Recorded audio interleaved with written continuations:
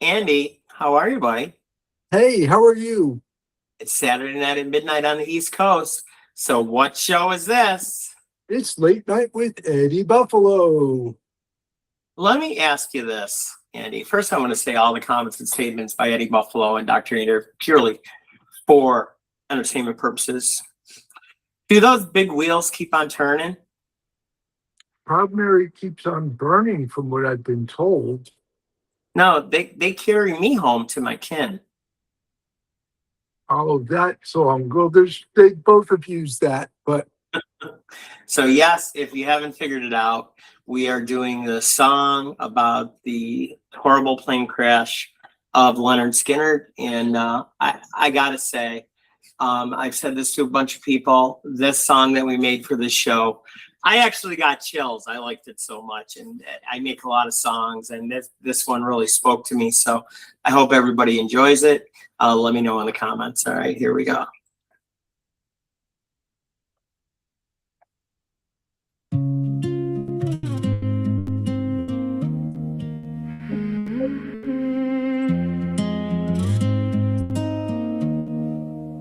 It was a crazy trip that ended bad. They lost their heads and that's very sad. The road got sharp, the night got wild. One wrong turn and it all went foul. But the music lives on in the wreckage glow, a silver thread that won't let go. They're gone from here, but they're not gone far. I hear them rise past every scar. Free birds now, free birds now, free birds now. They fly with angels above the ground. Above the ground. No more pain, no more doubt. Free birds now, free birds now. Dust on the seat, boots by the door. Old life still hangs around the floor. A broken road, a final ride, but something pure stayed deep inside. You can feel it move when the strings come through, like warm dark rain on something true. They left that world on the highest sound. Now every prayer just lifts them out. Free birds now, free birds now, free birds now. They fly with angels above the ground. Above the ground. No more pain, no more doubt. Free birds now, free birds now. If you hear that bend in the midnight air, as the names drifting there. No more fear, no more change, just open sky and a softer rain.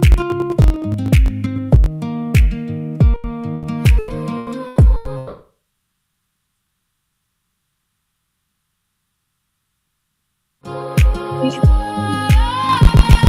birds now, free birds now, free birds now. They fly with angels above the ground.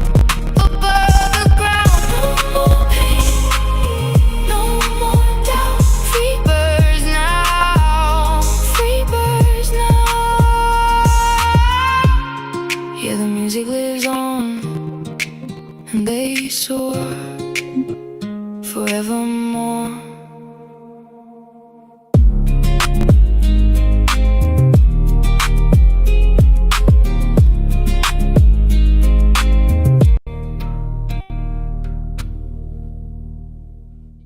And that was our homage to Leonard Skinner and the horrible, horrible thing that happened. And I would like to dedicate this show, Andy, to all of their family members that lost members on that fateful day, and to all the fans out there. Because I got to be honest with you, from growing up in the North, I wasn't big on country singers, or anything like that. And I actually got introduced to Leonard Skinner by my buddy Nick, because he's from Kentucky. He's like, "Hey, free bird, free bird, free bird." I'm like, "What the hell are you talking about, dude? I have no idea." So it's very interesting. And if no one's heard the story, you are going to be really shocked and amazed of what actually happened on that fateful day.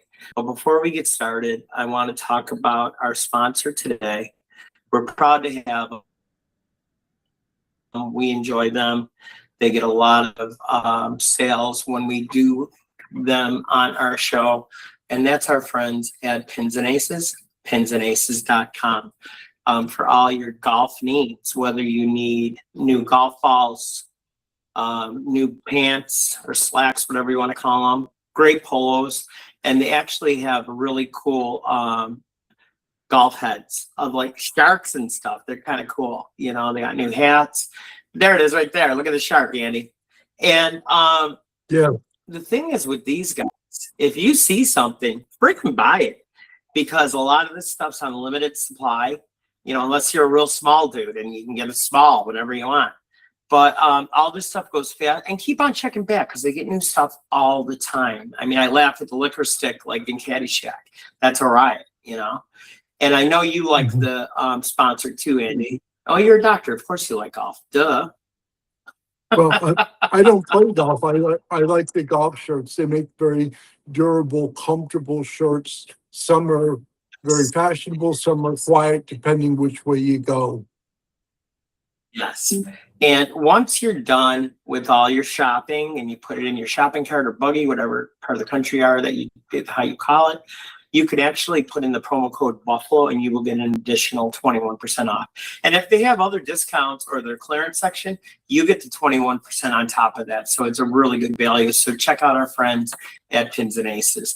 I didn't even do my like crazy voice that I usually do because I think this is a very serious show. And I got to be honest with you. I mean, I like the music. And I also, I don't want to say I enjoyed the story, but it was eye-opening, the story of the day of the crash. And what's really crazy, and I'm sure you're going to talk about it, when I was telling Donnie Lowe that we were doing the show today, I actually invited him. I don't know if he's going to pop on or not. He has the original album with the Flames. Yes, that's a collector's item because about 2 days before the crash, they put out Street Survivor, and it showed the band all covered with flames around them. Needless to say, after the plane crash that took a few lives, etc., they went back and edited the flames out. That was really crazy. I mean, and there was some great songs on the album. And the one, I know my ex-wife, she thought it was disgusting because she didn't listen to it. It's like whiskey bottle. Ooh, that smell. It was written about one of the. It was about one of the guys actually did hit a tree with his car. Mm-hmm. He was, with a Corvette, actually. He's playing a little rough. He's partying a little hard, and Ronnie Van Zant wrote it about him. I mean, when you wrap your ass in fiberglass, there's nothing better than that. But you shouldn't drink and drive. I'm not telling you what to do. But I mean, it's not really smart because not only are you worried about hurting yourself, but some innocent person that you might hit with your car when you're too hammered. So let's talk a little bit about that day. Why don't you set the stage, Andy? Tell us sure. what you looked into. Okay. They had their plane crash on the 20th of October, 1977. I was a sophomore in college. They were flying from a gig the prior day in Greenville, South Carolina, and they're going to Baton Rouge to play at LSU. With the plane, it was going to be their last flight on that plane because they're going to buy a Learjet. Mm-hmm. They were finally making enough money to really hit it. So they said, we're going to fly on this guy. Now, what had happened before that, Aerosmith was doing their Draw the Line tour, and the Toxic Twins saw the plane and wanted it because it was cheap. And their manager, Zunk Bunker, stepped in and said, absolutely not. Apocryphally, he saw the two pilots for the plane sitting passing a bottle of Jack Daniels back and forth. He looked at the plane. It looked like something, out of the Beverly Hillbillies.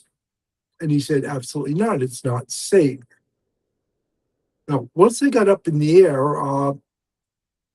Ronnie Van Zant decided he was going to sleep in the aisle. He'd had a rough night the night before. And they're flying. And with the plane itself, the right engine, one of the mechanical things was frozen, so it was going through fuel very rapidly. Mm-hmm. Reportedly, they'd seen flames out of it the last flight, and were told, don't worry. Needless to say, they're getting down into Mississippi. The pilots look, its fuel gauge also didn't work, and say, oh, Yeah, I goodness. was gonna bring that up. I know it was a fact that that fuel gauge wasn't work. So even if they thought they had a full tank, they so did not. Yeah. Oh, they said the pilots looked and the plane began to sputter and jump. Billy Powell went, I'm sorry, Artemis Pyle went up to the cabin. They told him, get out and go tell everybody to strap in. He used to say, everybody, sans Ronnie Van Zant, strapped in. And they tried to land at an airport, at Macomb Airport, near Gillsburg, Mississippi, but they couldn't make the airport. So they tried to do a field landing. They were coming in a little bit hot, overshot the field, and went off into the swamp and hit a tree. The plane broke up, and in that, Ronnie Van Zant was killed instantly. He reportedly had head trauma. His widow disputes it. Steve Gaines, the guitarist, was killed instantly. Cassie was lacerated very badly and bled to death before she could be taken into care. And the fourth person in their crew who died was their assistant road manager. Needless to say, the two pilots died also. Artemis Pyle was injured, but he managed to get out and he went to a nearby farm. And he And actually we're gonna received, circle back to this guy for he sure. actually received a gunshot wound trying to get help because they thought they were escaped prisoners. Whole And community it was the young piled kid in. that shot him. He was only 14 years old, the kid that shot him. The whole crew piled, the whole community piled in and tried to bring people out. Needless to say, getting people out of a swamp to a small hospital, there was a fair amount of time lost. A number of the other, members of the band were injured. Billy Powers got really bad facial lacerations. The one who escaped unscathed was JoJo Billingsley. She was one of their backup singers. She had stayed in Greenville. She'd kind of gotten a little overdone by the alcohol and drugs and needed medical attention. Probably helped her. She was probably like Gumby, when they crashed. Yeah, their opening band, Nazareth, who Skinner wanted to bring with him, Nazareth saw the plane and refused. They were reported to be on the plane and all killed. So when the singer finally called his wife, the wife was really upset. Now, there's a couple things you didn't touch on that I found in my research. The singer, they're saying because he wasn't strapped in, he went flying against the wall of the plane, and that's what killed him. But the two airline pilots, and I think one other person on the plane, when they hit those trees, they got decapitated. Allegedly, and they initially said that Van Zant was decapitated.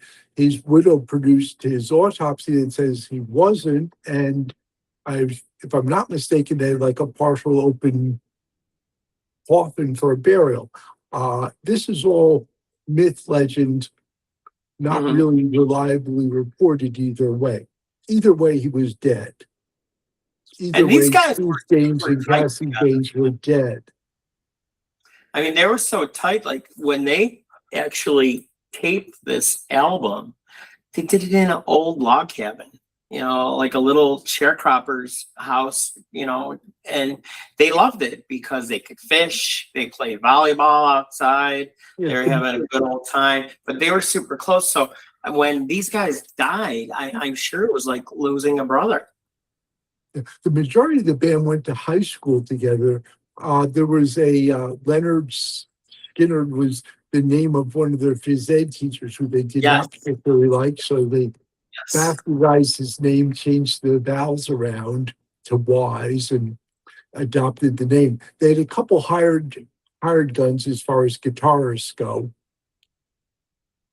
That's really a shame. And you know, you kind of wonder what if they would have survived? What type of career would it be? Because I mean, they still have some of the surviving members touring, and in fact, they're going to be in Dallas in a couple of weeks, Andy. I meant to tell you that.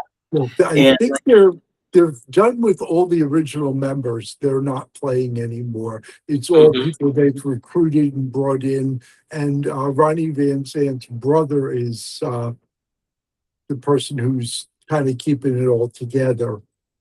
For a while, very Skinner-like music was coming out. Washington Collins band were two of their members who put out a whole bunch of music together before they reformed as Leonard Skinner Part 2 or whatever. they kind of I mean, there's a lot of these old time bands that are still playing, and they still sound good. I mean, a few years ago, back in Buffalo, I saw Grand Funk Railroad. A couple of years before that, I saw Marshall Tucker Band, which I've never seen before. You know, in a itty bitty little town in the southern tier of New York where there's nothing there. You know, and you know, and I go back to my father used to always tell me, you know, Eddie, listen to everything. You just might like it. And I'm kind of mad at myself that, I mean, when I was a teenager, it was heavy metal, heavy metal, heavy metal, hard rock, hard rock, hard rock. I don't want to listen to that country crap. And I feel like I cheated myself out on hearing some really wonderful music until I was older.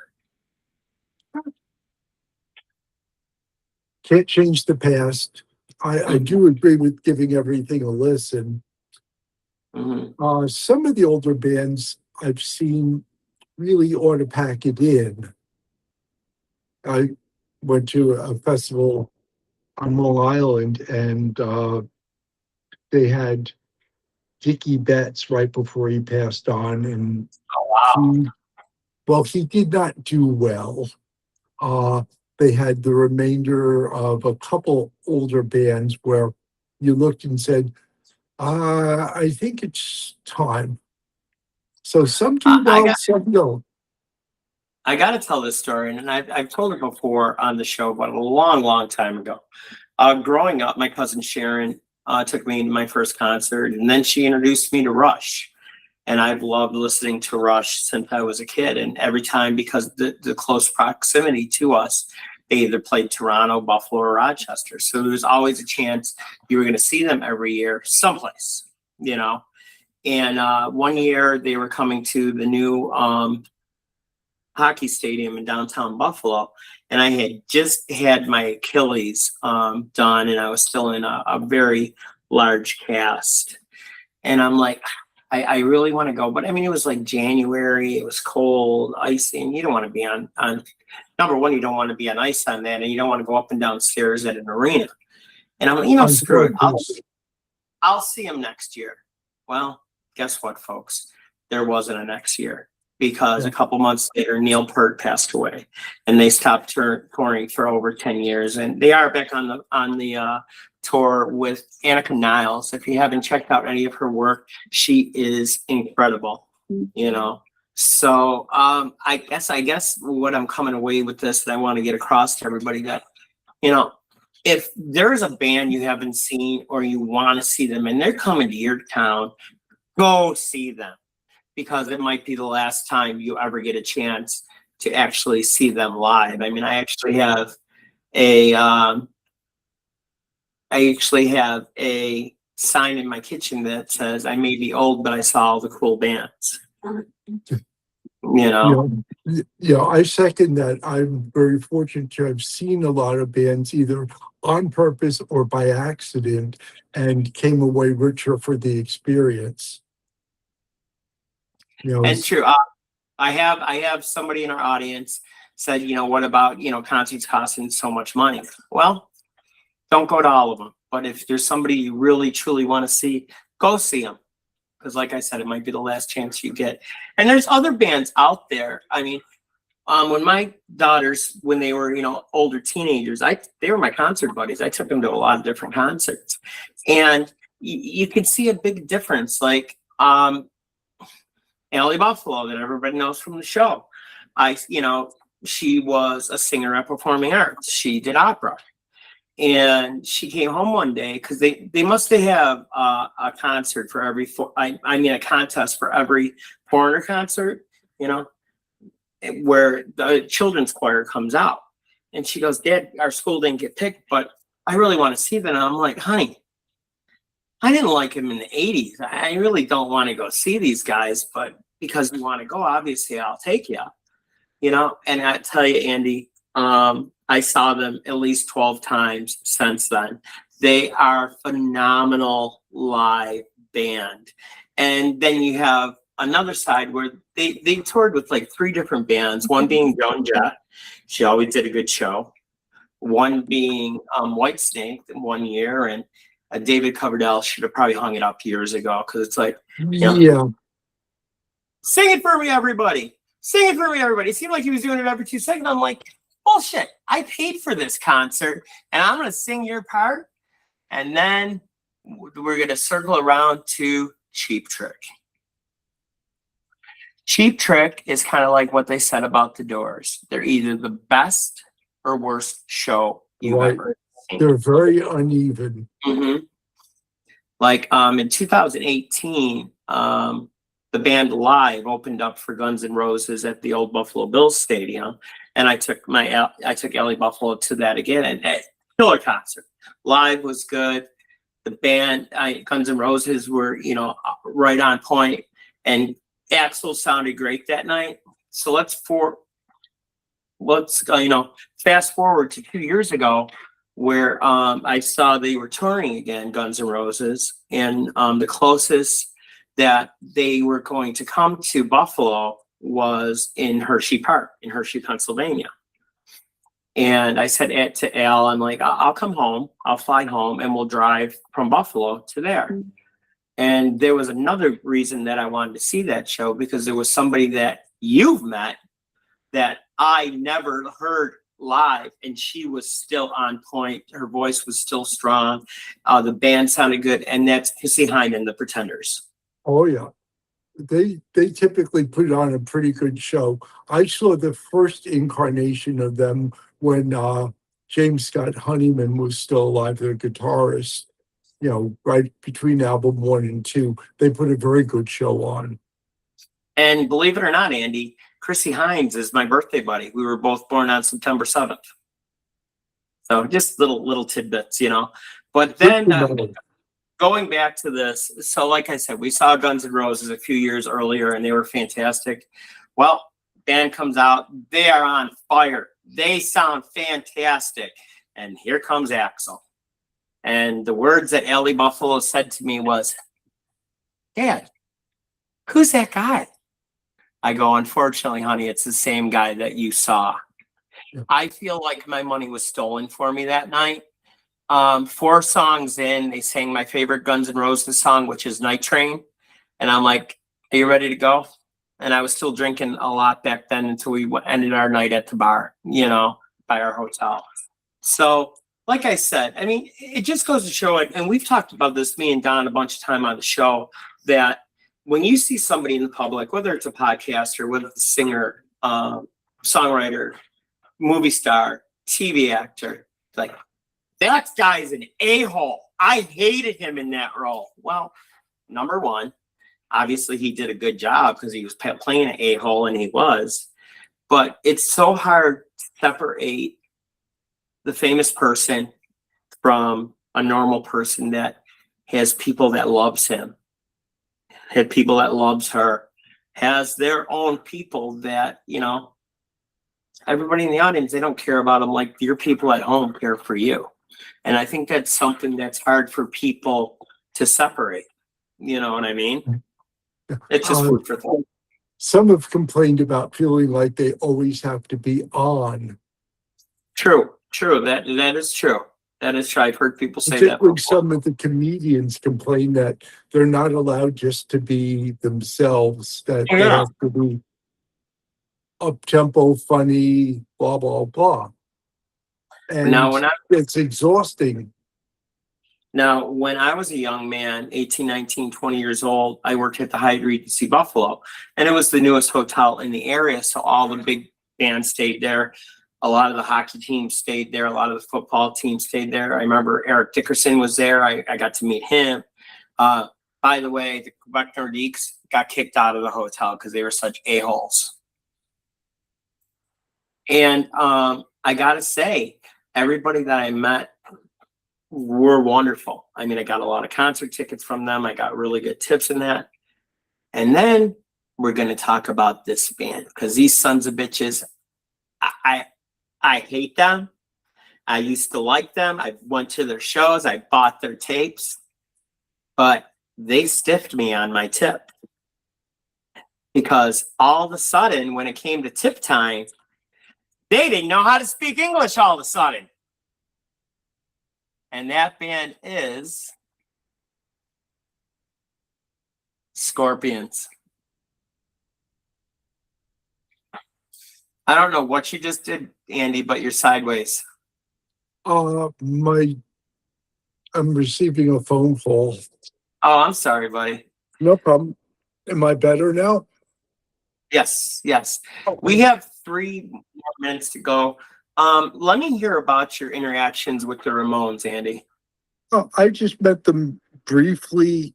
They weren't, I've seen them play in small venues. This was just briefly a bar.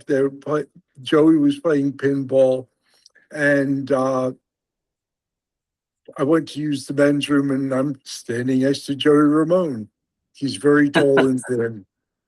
I didn't turn and say, "Hey, you're Joey Ramone," and wet his leg or anything. I just, I'm just standing there and it's Joey Ramone, The only thing similar I had to that is they were pretty trashed.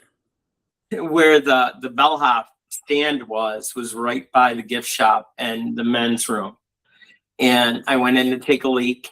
I look over to my left, and who's standing next to me? And he was even shorter than me, and I'm not the tallest guy in the world. And that's Phil Collins. And then people ask me when I tell this story, did you get his autograph? What are you going to do? Don't talk to men in the bathroom when they're taking a leak. Stop it. Yeah, that's not. What's not wrong with you people? But yeah, he was a small fella. Take it how you want to take it, folks. Well, we're just about to wrap this up. I want to thank you, Andy, for your input and your research that you did into Leonard Skinner. What was the best concert you've been to? If you had to pick one. Super easy. I was a heavy metal kid. I've talked about a band called Fastway that had Fast Eddie Clark in it. And the gentleman that is the lead singer for Flogging Molly right now, the 3-piece band, and they are phenomenal. To me, they sounded like a sped up Led Zeppelin, and they were opening for Iron Maiden, which always put on a good show, who were opening for Judas Priest. That was an incredible show, and I don't think anything has beaten it. The only other concert of note, and I wasn't a big fan, was in '85. I saw Grateful Dead play at the Buffalo Bills Stadium, and the opening band was Bob Dylan. And his backing band, and this man did not sing one song that night, was actually Tom Petty and the Heartbreakers. Yeah, that tour was fairly legendary. Dylan and the Dead and Petty. Oh, yeah. So how about you, Andy? What do you think? And I think I know what you're going to say, but go ahead.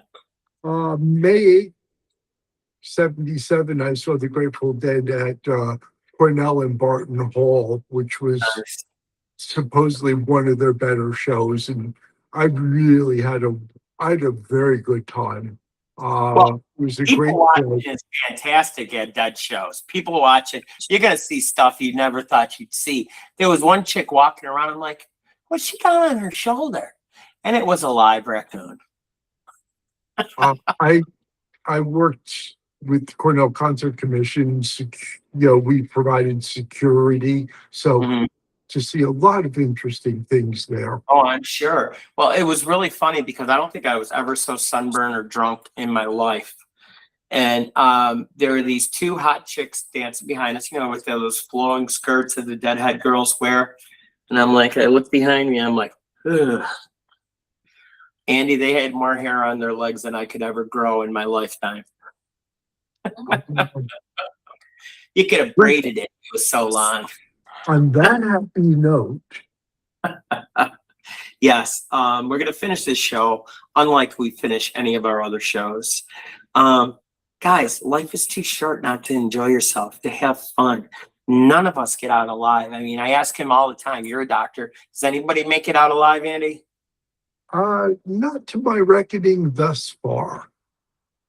And surround yourself with people that make you happy, people that make you feel loved, valued, that you have a good time, make you smile. Because like I said, no one gets out alive, and life is way too short. And as I get older, I know how true that is. So for your buddy Eddie Buffalo and Dr. Andy, thank you for being with us, and tune in all next week for a bunch of new shows. Monday, we have Buffalo Fights. Tuesday, we have EBI News for You. Wednesday, we have Insurance Questions Podcast. Thursday, we have some guy. I don't know what his name is. Ask Dr. Andy. Friday, we circle back to EBTV with all original music all the time. And then another late night with your buddy Eddie Buffalo. And we got a huge announcement coming. We're actually going to be producing 2 separate shows for different people. One is a veterinarian overseas, and the other one is with a music historian. Andy, what do you think about that? We'll have to see. Yeah, you want to throw We'll it have out to see. this guy. I know. We need to have you on together, and we'll have a music geek off. Who knows more about music? I think. Not a music geek off. I always am interested. Yeah. So thank you, Andy, for being with us. Thank you for all the wonderful research you do, and we're out of here. My pleasure. Enjoy Have a good day. the rest of your weekend, everybody. Love you guys. Bye.